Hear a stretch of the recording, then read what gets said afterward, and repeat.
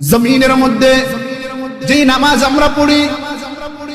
আমাদের অবহেলাতের নামাজ, লোক দেখানো নামাজ, এই সমস্ত নামাজীদের উপরে আল্লাহ তাআলা বলেন ফাওয়াইলুল লিল মুসাল্লিন আল্লাযীনা হুম আন সালাতিহিম সাহুন।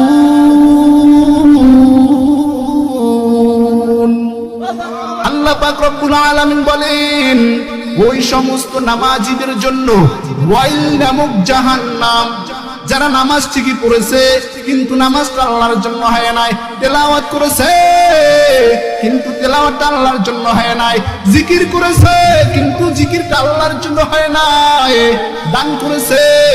কিন্তু দানটা আমার মাওলার জন্য হয় নাই। আল্লাহ পাক রব্বুল আলামিন বলেন ওই সমস্ত ইবাদতকারীর জন্যই হলো ওয়াইল নামক জাহান্নাম।